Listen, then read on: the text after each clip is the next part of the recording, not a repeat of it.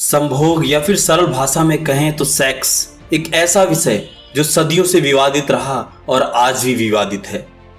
भारत में प्राचीन काल से इसे कामसूत्र के नाम से जाना गया। यह एक ऐसा शब्द है जिसे हमेशा से लोगों ने केवल काम वासना की अवधारणा के रूप में ही अपनाया है। लोगों का मानना है कि जब किसी को संभोग से संबंधित ज्ञान प्राप्त करना हो तो वही कामसूत्र के तथ्यों को पढ़ता है, लेकिन असल में ऐसा नहीं है। केवल ऊपरी तथ्यों के अलावा कामसूत्र की विद्या में वह सब है जो पति पत्नी के रिश्ते को सफल बनाने में सक्षम है। लेकिन क्या आप जानते हैं कि आध्यात्मिक दृष्टि से यह विषय लोगों की सोच से बहुत ऊपर है। भारत में प्राचीन समय से चला आ रहा शब्द कामसूत्र हमेशा से लोगों के बीच लोकप्रिय रहा है, लेकिन आज के युग ने इसे कुछ और ही बना दिया है। कामसूत्र का उल्लेख प्राचीन युग में महर्षि वात्स्यायन द्वारा कामसूत्र ग्रंथ में किया गया था। माना जाता है कि उस युग में 4 ग्रंथों के साथ 4 अन्य शास्त्र भी लिखे गए, जो इस प्रकार हैं: धर्मशास्त्र, अर्थशास्त्र, कामशास्त्र तथा मोक्ष शास्त्र।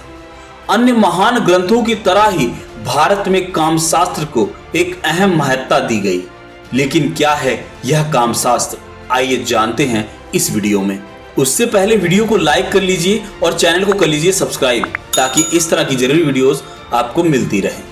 कामशास्त्र पर भारत में विभिन्न ग्रंथों की रचना हुई। आपने शायद दक्षिण भारत में अनंग रंग नाम के ग्रंथ का नाम सुना होगा। यह शास्त्र कल्याणमल द्वारा लिखा गया था।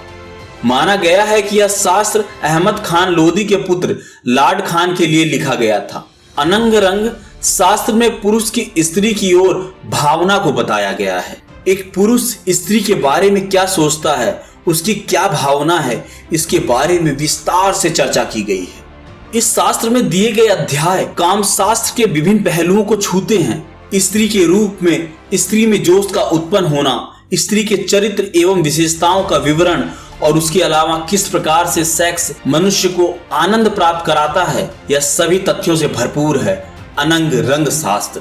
परंतु इसके अलावा भारत के महान ग्रंथ कामसूत्र की अपनी अलग छवि है। दरअसल काम का अर्थ केवल स्त्री और पुरुष के बीच किया गया संभोग ही नहीं है, बल्कि आध्यात्मिक दृष्टि से काम का अर्थ है आनंद पाना। संस्कृत में काम को आकांक्षा भी कहा जाता है। इसका मतलब है कि अपने मन की इच्छा एवं संतुष्टि को पूर्ण करने के लिए जो काम किया जाता है वही यहाँ बताया गया है। तो इसमें गलत क्या है? माना गया है कि कामसूत्र में काम नाम की उत्पत्ति हिंदुओं के देवता कामदेव से की गई है। यह शास्त्र एक स्त्री और पुरुष को प्रेम करने की कला सिखाता है। यह शास्त्र शुद्ध रूप से 2 भिन्न रूहों के मिलने को दर्शाता है। लेकिन क्या आप जानते हैं कि महर्षि वात्स्यायन से कई वर्ष पहले ही यह शास्त्र लिखा जा चुका था। तो किसने लिखा इसे? एक पौराणिक कथा के अनुसार भगवान शंकर के बैल नंदी द्वारा कामशास्त्र लिखा गया था। नंदी शिव भगवान का वाहन था और उनकी दिल से सेवा करता था। कहते हैं नंदी ने भगवान शिव तथा माता पार्वती के पवित्र प्रेम बंधन को आधार बनाकर इस कामशास्त्र की रचना की थी। नंदी द्वारा भगवान शिव तथा पार्वती के प्रेम संवादों को सुनकर यह शास्त्र लिखा गया था। परंतु आश्चर्य की बात है कि क्या एक बैल में ऐसी दैविक शक्तियां थी जो उसके द्वारा एक शास्त्र की रचना की गई? कहते हैं कि शिव आज्ञा के अनुसार नंदी द्वारा इस शास्त्र के 1 सहस्त्र अध्याय बनाए गए थे। धीरे धीरे यह शास्त्र इतना विस्तृत हो गया कि इसे सरल बनाने की आवश्यकता हुई। इसलिए इसे और भी उपयोगी बनाने के लिए उद्दालक मुनि के पुत्र श्वेतकेतु ने 500 अध्यायों में उसे संक्षिप्त बनाया। इसी शास्त्र को बाद में महर्षि वात्स्यायन द्वारा भी अन्य रूप में लिखा गया।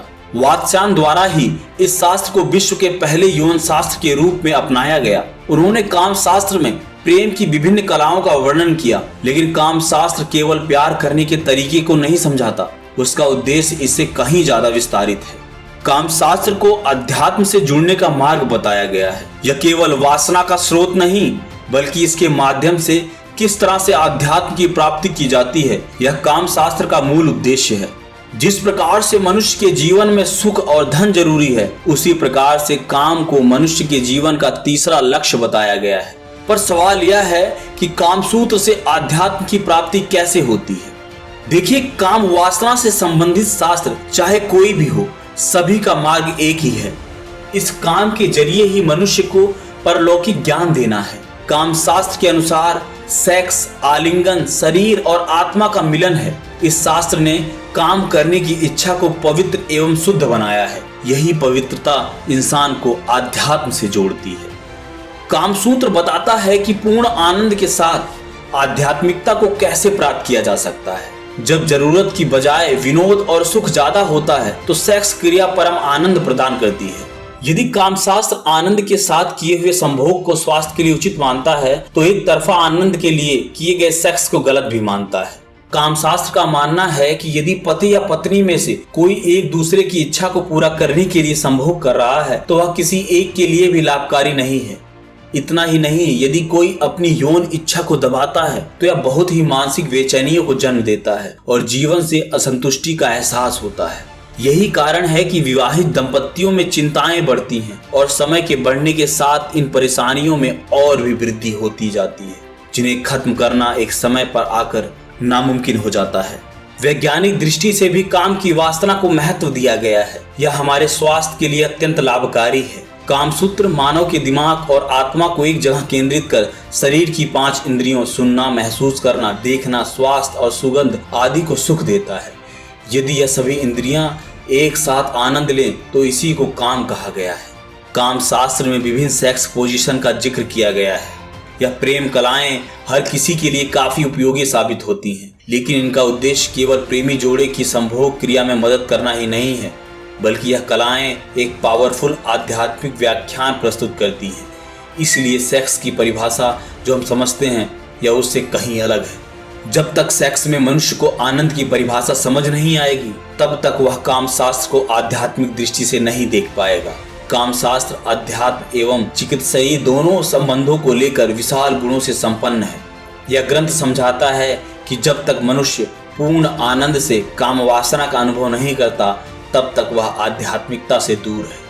इसीलिए भगवान ओशो भी कहते हैं कि आप काम को जितना अधिक भोग लेंगे काम के प्रति आपकी इच्छा उतनी ही दूर होती जाएगी और आप उस ईश्वर के प्रति उतने ही नजदीक होते जाएंगे। एक समय ऐसा आएगा जब आप काम वासना से दूर हो जाएंगे और ईश्वरीय ज्ञान और ईश्वर में लीन हो जाएंगे। इसीलिए तो कहा जाता है कि काम वासना को भोग कर ही आध्यात्मिकता के मार्ग पर चला जा सकता है। तो आपको यह वीडियो कैसी लगी नीचे कमेंट सेक्शन में लिखना मत भूलिएगा। मिलते हैं किसी और वीडियो में किसी और नई जानकारी के साथ। तब तक के लिए नमस्कार।